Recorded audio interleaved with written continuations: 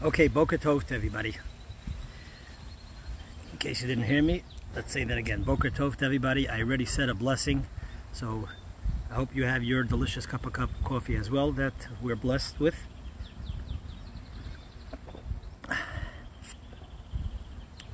And we are continuing to learn about Pesach.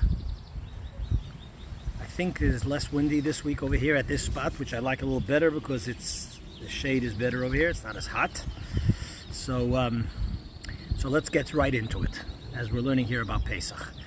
And the title of the class is the Seder. Is it only about brisket? Something to that effect. And of course, we all know the answer that it's a lot more than that, as I'll explain in a moment.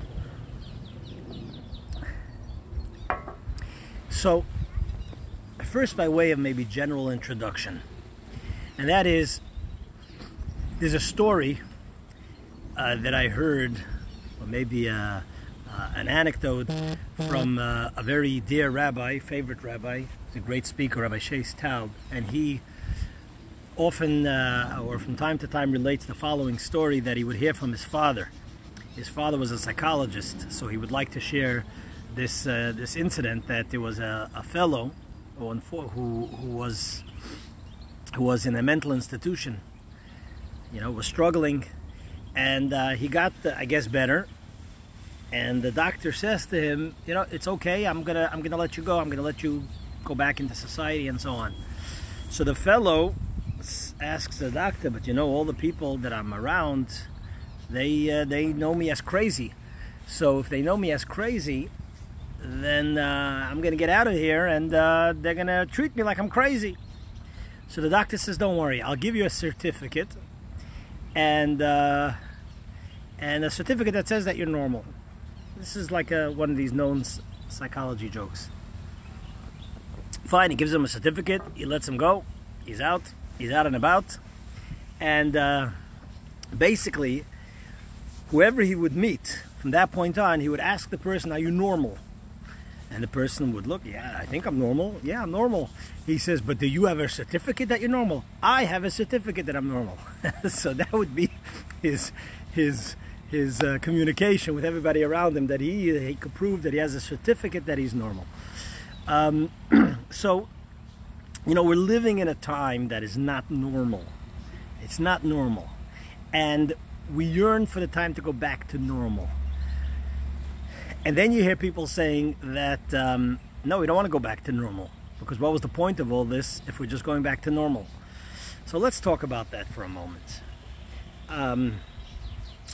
And especially in the context of Pesach, of celebrating Passover, is the Seder just about brisket?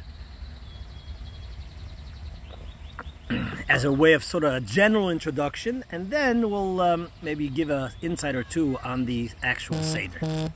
So, I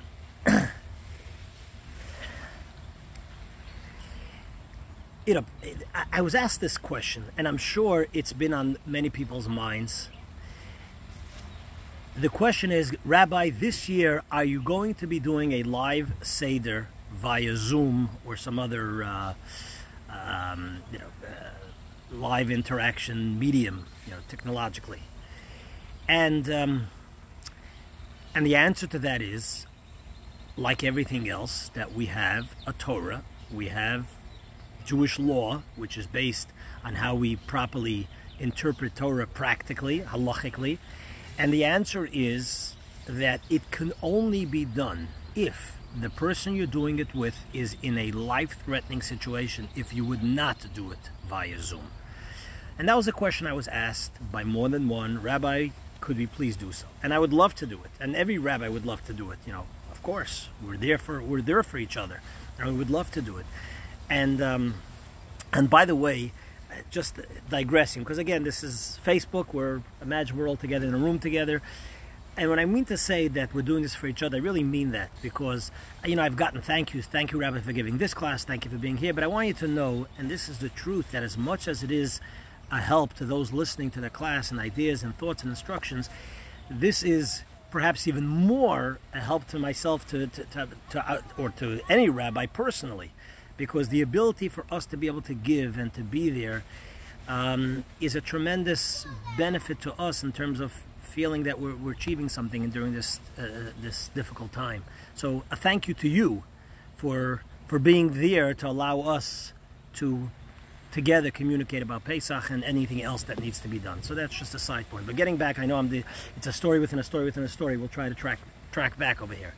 But getting back to the Zoom discussion or any other application that you might want to use,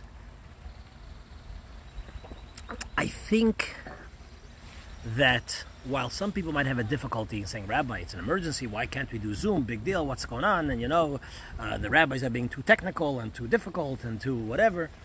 And that discussion can continue to go on and on. But you always have to see the silver lining. And without getting into the technical explanation of why technology and holiday Shabbat, Yom Tov is a problem, you always have to look at the silver lining. So I want to look at the silver lining of it, and again, make it clear that only because there has been definitely misinformation on social media and the news, that the rabbis have said that you could have Zoom, and that's not correct. You could only have it in the case if you have somebody that is really in a life-threatening situation, and that could include mental situation, that if you do not do it, it would really affect and risk their mental well-being to the effect that it would affect their life, their very life. That's when it could be done. Other than that, cannot be done. But what's the silver lining over here? So I want to tell you the silver lining over here. The silver lining over here is in line with the general question about what is Pesach about and what are we celebrating, and what's the deeper core message of Pesach, which of course is not just about brisket, and that is by way of introduction of another Hasidic story. Okay? The story goes like this. The story goes, and I think it was told with a very renowned Hasidic Jew. His name was Reb Mendel Futterfass. Reb Mendel Futterfass was a very pious, inspiring Jew. He had a wit about him. He had an energy about him, a holiness about him, and he had a joy about him. And he was sentenced, in Russia, he was sentenced to Siberia simply for being a Jew, for no other reason. And the story is told that one day he's out there in frigid Siberia, shoveling the snow, or whatever it might be. And what happened was that, there was a phone call, sorry for the noise you heard in the background. And what happened was that there were Jews there. I'm sorry, let me back up. He was shoveling some snow in the frigid cold, and there are two people there crying. They're crying, and he's singing like a Hasidic melody. And at one point, they got sort of frustrated, and they said, "How could you be singing over here in this hell?" And he says to them, "Well, why are you guys crying?" So they say, "What do you mean? Why are we crying? Before, I was a successful attorney, and now look what I'm doing." And the other person says, "Before I was a successful doctor, and look what I'm doing."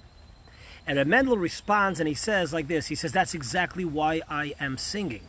He says, "Before I was a servant of the Almighty, of the Creator, and now I'm a servant of the Almighty, of the Creator. And that's why I'm singing. I'm always there, not for what I need, but what I'm needed for. Needed for by my Creator. And therefore, I'm at peace." What that means is that Reb Mendel was in a place of inner freedom. He was in a place of inner freedom. And because he was in a place of inner freedom, he could have that attitude and that peace wherever he is. There's a story told, I saw this in the Yalkut Mamloas from the Medrash.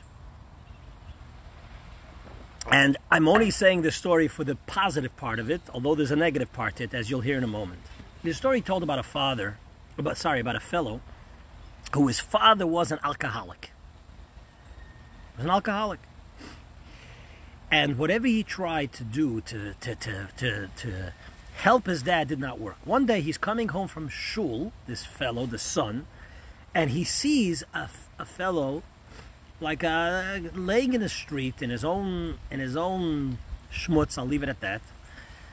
With a bottle next to him, and he just looks disgusting. And in the middle of the street, he says, "You know what? Now is a time when I know my father is sober. I'll bring my father. Let him see what this fellow looks like, and hopefully that will have an impact on him, that he should change his ways for the better. So not to endanger his health, etc., etc." So he takes his father, and he brings him out there as this shikker, as we say in Yiddish or in Hebrew. He's laying there on the street, and he says to his father, "This is what you look like when you drink. This is what it looks like." And he feels that he's making a point, to his dad. So his father bends down and he says to the guy, "Tell me, Reb Shikker, tell me, my dear Shikker, where did you get such a good drink, such good vodka or good alcohol?" So the son realized that I give up, as they say. But in other words, my point over here is like this with the Hasidic story, and getting back to the Zoom discussion. Pesach is all about the word Mitzrayim, and this is a concept that you find in many of the holy books and in Hasidic teachings. Mitzrayim has the same, Mitzrayim, which means Egypt, also in Hebrew means boundaries. So going out of Mitzrayim on a spiritual level, which we're going to be doing this Pesach, this Passover, means going out of boundaries and going out of self-imposed or self-restrictions, bondage. And you could have a person, so let's take the contrast of Reb Mendel in prison and this alcoholic. So you could have, who is more in prison? A person who is shackled by people outside of him, but internally he is free.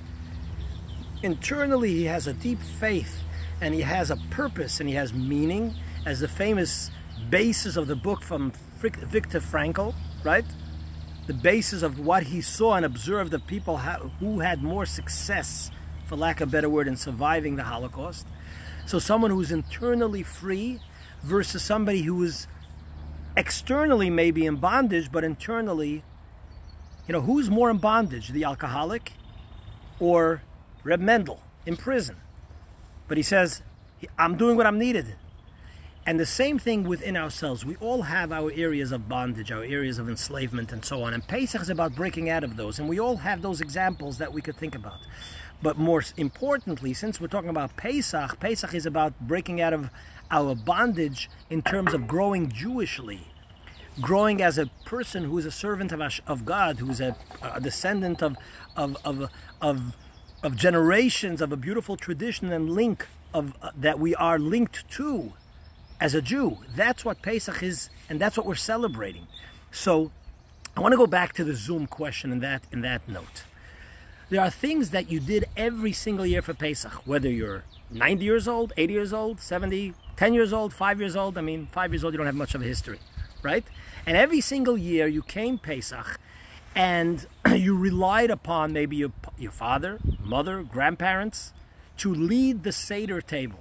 And that's fantastic, and that's important, because as the Pasuk says, Sha'al avicha v'yageidchos keinecha v'yomru lach. Ask your father, ask your grandparents, and they'll tell you and they'll guide you. These are very, very important things.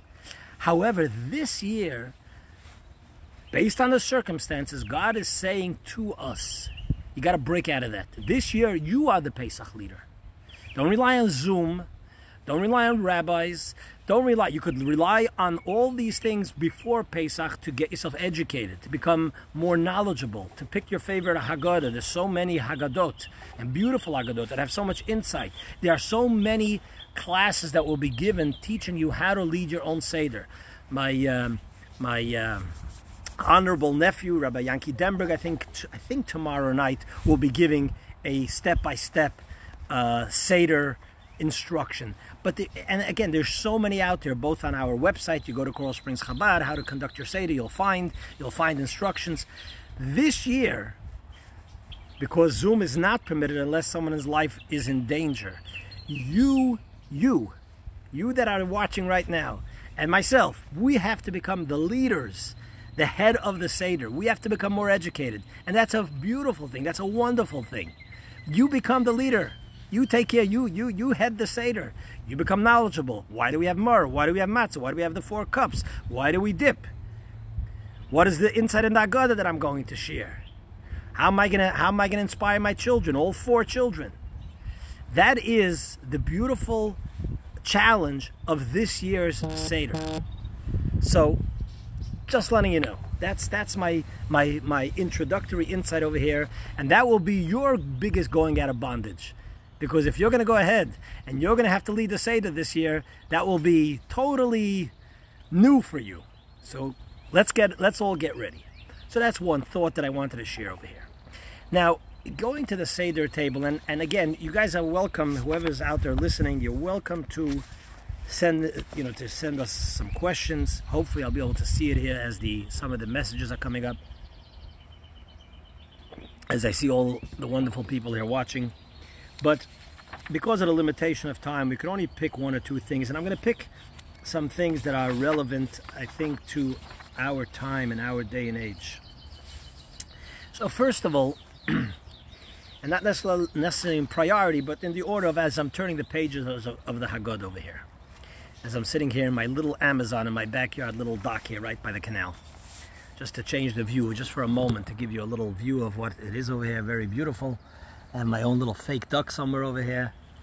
So just you know, to change the view over here. Okay, so the first thing after the kindalach or the einiklach, the children or the grandchildren ask the 4 questions, the first thing we say is avodim hayinu lefari b'Mitzrayim. And this is very much in line with the discussion we just had. I'm going to highlight 1 or 2 things over here. So we respond to our kindalach, and we say to the 4 questions, we say that we were slaves, avodim, we were slaves to Pharaoh in Egypt.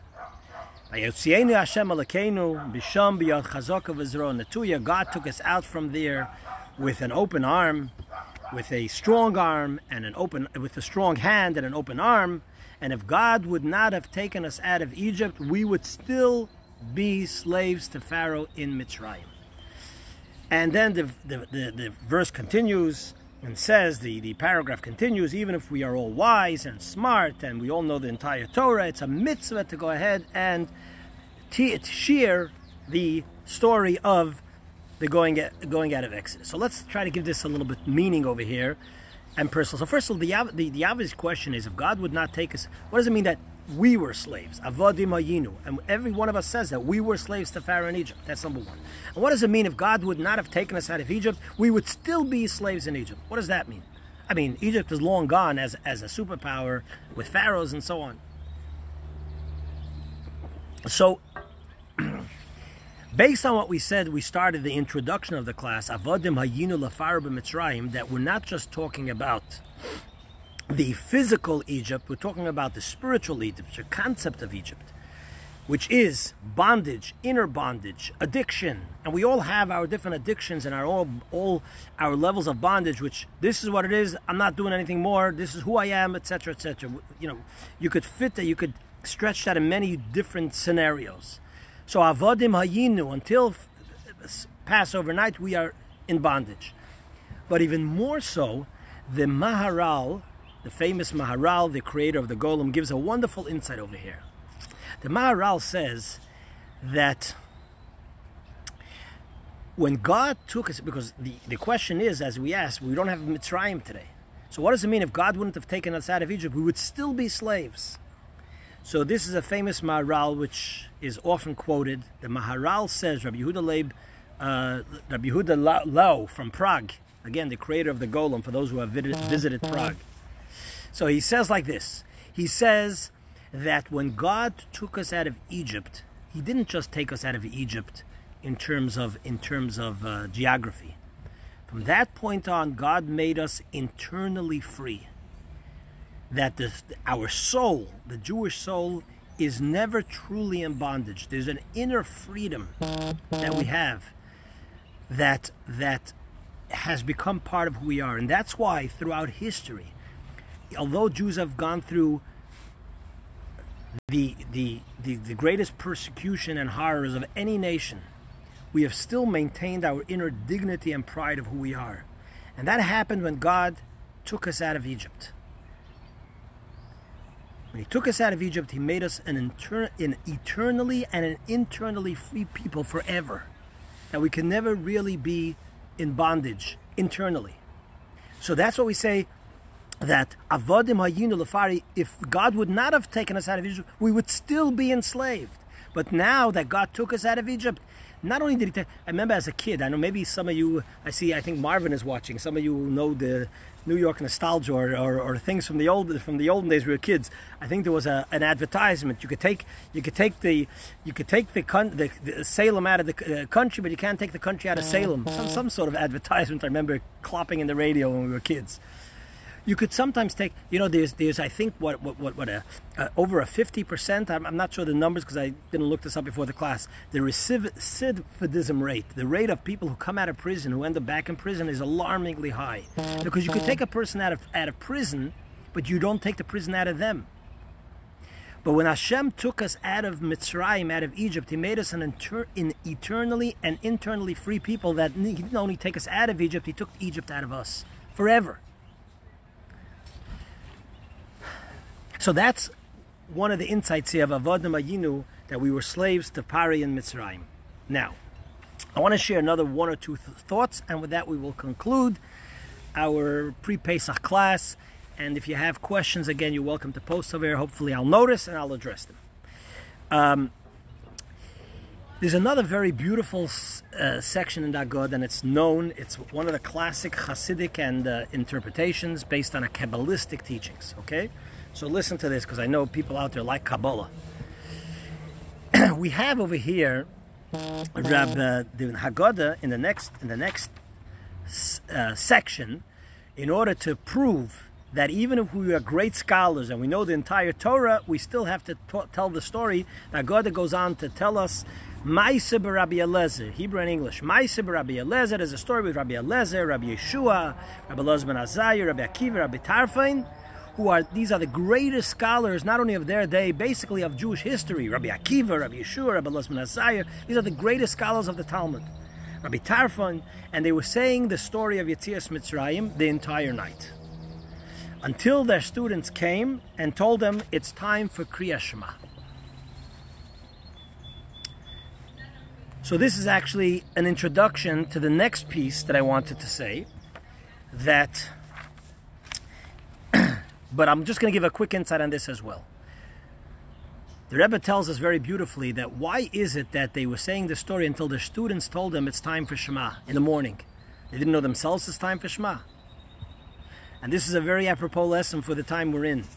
The answer is, what is the role of a teacher? What's the role of a teacher? What's the objective of a teacher? What's his purpose? To earn a salary? No, of course not.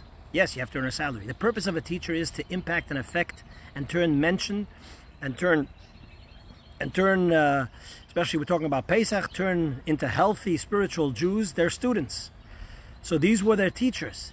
So they were talking about Mitzrayim all night until their students came and said it's time for Shema of Shachris. Shema of Shachris represents, there's the night Shema, there's the morning Shema. The night Shema represents, there's two times in the day there's an obligation to say the Shema. Shema Yisrael, Hashem Elokeinu, Hashem Echad. At night represents spiritual darkness. Morning represents spiritual enlightenment. So when the students came and said it's time to read the morning Shema, symbolically that was their way of saying to the teachers, you've achieved your goal. We now, the students, have reached a level where we had a day Shema. We are now enlightened. We are now elevated to a state that we are ready for the Shema, the morning Shema. So you, the teacher, have achieved your purpose. And again, this is very apropos because right now we are all teachers, right? As we've all seen the meme, right? Just like that, prayer and spanking in the schools are back because every single parent now that we're stuck at home is a teacher. So the Megillah, the Haggadah is telling us that your Pesach experience that you're going to have this year, which is going to be a special experience, you are the teacher of your Kindalach. So you should know that, when you have had a real Seder and you have achieved your objective of your Seder this year, when your kids could come over to you and say, we're ready for the morning Shema, we have been inspired, we have been enlightened, we have arrived, we have achieved, then you have achieved what needs to be achieved. And finally, I want to say like this, finally on the Haggadah, and then we'll finish off with a little general insight, which is very beautiful. And the Haggadah, there's also the very other, this is the Kabbalah that I was talking about, which is very famous and known. So, but I want to share it anyway, before Pesach. And, the Haggadah continues and says, Omer Rabbi Elazar ben Azariah said the following, Harei ani kiven shivim shana, I am like 70 years old. And I did not merit that my opinion about when is an obligation to say the Haggadah should be accepted. What was his opinion? His opinion was, as he said from Ben Zoyma, that you should say that you have an obligation to repeat and share the story of Mitzrayim both by night and by day. Okay. So he had a disagreement with his colleagues, and he is sort of somewhat lamenting that his opinion was not received until one of the other scholars found a source of it in the Torah itself. And the question that everybody asks is, what does this mean I'm like 70? I'm like pregnant? What does it mean I'm like 70? Either you're 70 or you're not 70. What does it mean I'm like 70 years old? What does it mean? Now, simply on the most simple level is he wasn't 70, but he was very wise, and he said, I'm like 70. Okay, there must be more to that. So the Gemara says, there's a known Gemara, the Gemara says, there's a story in the Gemara that Rabbi Gamliel, who was the leader of the Sanhedrin, of the Jewish court at that time, had a falling out with the sages, and they removed him from his post. It's a long story in Tractate Brachot. They removed him from his post, and they placed their eyes to appoint Rabbi Elazar ben Azariah, who was an exceptional scholar and pious individual. The problem is that he was only 18 years old at the time. And as you're 18 years old, you don't have the look. You got to look the look. So the Gemara, the Talmud says that overnight, miraculously, his beard, all of a sudden, many strands, the Talmud lists the strands of his beard turned white. The Jewish joke about that is that even just thinking about Jewish leadership makes your beard turn white. But that's on the lighter side. And so that's why he says, Ani kiven shivim shana, I'm like 70, because he wasn't 70. But he looked like 70, and he was appointed as the Nasi, and Rabbi Gamliel asked for forgiveness, and then they had like a dual Nasi-ship. 1 week this one, 1 week that one, whatever it is. So that's why he says, Ani kiven shivim shana. Very nice, fine, great, okay. Now, here comes the Kabbalistic teachings. Why does he say I'm like 70 years old? Why not like 60? Why not like 80? So Kabbalah, Jewish mysticism, says something amazing. Jewish mysticism says that Rabbi Elazar ben Azariah, who was 18 years old at the time, was a Gilgul, was a reincarnation. And yes, I always get the question, Judaism believes in reincarnation. It's complicated. It's not the general way of looking at reincarnation, but nevertheless, the concept exists. And he says, I'm like 50, like 70, because he was a reincarnation of Samuel the prophet. How old was Samuel the prophet, the famous Samuel the prophet? How old was he when he passed away, when he died? He was 52 years old. Since he was a reincarnation of Samuel the prophet, if you take his 18 and 52, what do you get? Everybody, not at once? Correct, 70. So that's why he says, and what is the chidush? What is the novelty of him being able to say it? Is that Elazar ben Azariah was able to sort of tap in to the greatness of his soul's source, a reincarnation of Samuel the prophet. And that's why when it says, it's not just like a make-believe, I'm like 70, I look like 70. He actually was like 70 because he was able to tap in and use and direct the power of Samuel the prophet. And the Rebbe learns from this a beautiful lesson that often we might find things that we find perhaps challenging to us. But every soul is a reincarnation of generations before, each one of us. And although we might not be conscious of it, but we have inner powers, and we are able to overcome certain challenges that our souls in previous generations have already overcome. And we should know that. And therefore, if a challenge comes our way and Hashem, God, doesn't send us a challenge that we can't overcome, we should know that we have those powers as well. Which includes also the challenge that we're going through now as a collective people. And I want to conclude with this final thought, which is related to the area, the situation that we find ourselves as a society. And I heard this from Rabbi Shais Tau, but I want to, and it's based on a talk of the Rebbe, I believe. But I want to just give a very short synopsis of it because of the time frame. This past week, this past Torah portion, we read about the obligation of what's called the Korban Toda. The Korban Toda is a korban, a sacrifice of thanks that we would give in the days of the Holy Temple. And there are 4 instances that somebody has to bring this Korban Toda, this sacrifice of thanks to God, and it's related to Pesach as well. Why? Because on Passover night on the Seder table we have 3 matzot. Now, why do we have 3 matzot? Not 2, not 6? And various reasons. One of the reasons that's brought down in the code of Jewish law why we have 3 matzot is related to the Korban Toda, to the sacrifice of the Toda. Because by the Korban Toda, there was certain breads or matzot that had to be brought to the temple together with the animal. And there were 3 types of matzahs. And since Passover night, we thank God for our redemption of Egypt. So therefore, we also bring 3 matzahs in addition to the other reasons, because to remind us that we're saying thanks to God, like the Korban Toda, which is, by the way, also the reason why we make a gomel blessing. When somebody has a miracle, certain specific type miracles, as I'll explain in a moment, they have to make a birchat hagomel, which is Baruch Atah Hashem. I'm not saying God's name because I'm not saying the actual blessing. Blessed are you, God, King of the universe. Hagomel achayavim tov, tovot shegmalani tov, the one who grants goodness to those who are not deserving, and thank God you have granted me good. Now, specifically, there are 4 types of people. For whatever reason, we learned this from the Tehillim, from Psalms.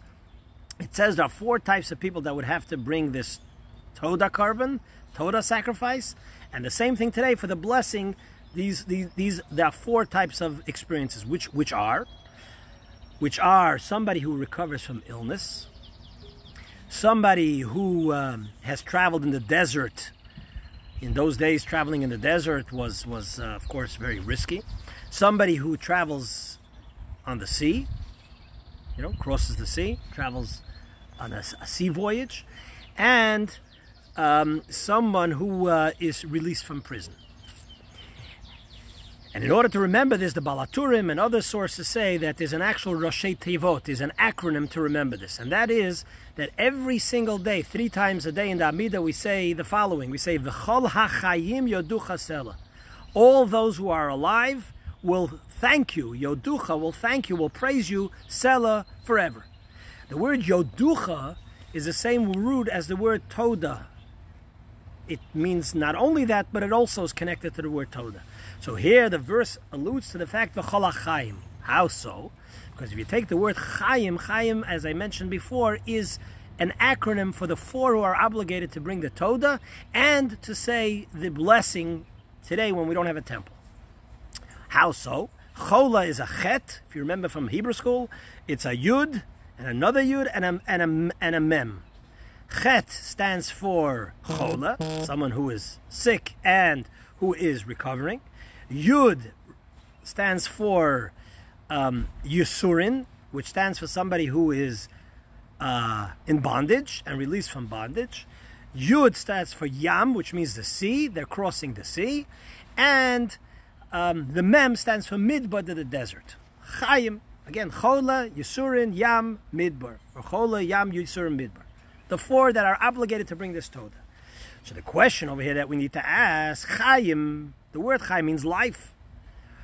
It would seem kind of strange that these 4 people who experienced a reduction of life, a threat to their life, whether it's chola, whether it's sick, whether it's traveling in a dangerous place, whether it's someone released from prison, they received a reduction of life. They went through a challenge to their life. Why would it be alluded to in this acronym of Chaim, which means life.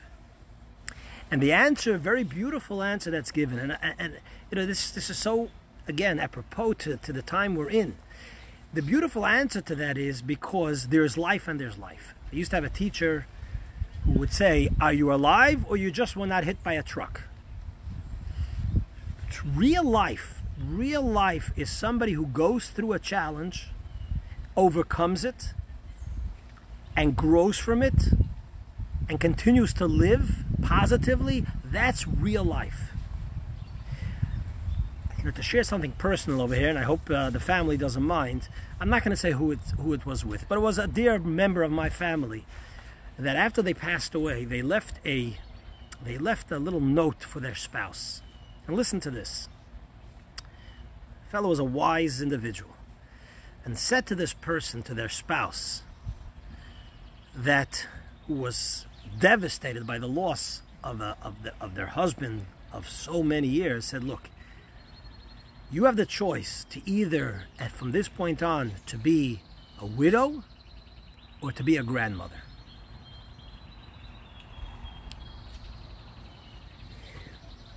Real Chaim, real life is, you went through Chola, sadly, tragically. Not you, I don't want to say you. Somebody went through being sick. Someone went through Yam, traveling. And in a broader perspective, they went through challenges. And now we could all say about the experience we have, we are all going through challenges. But you did not allow yourself to be pulled down. You overcame it. You grew from it. You became a better person. You learned from it. You went out of your personal Egypt from it. That's real life.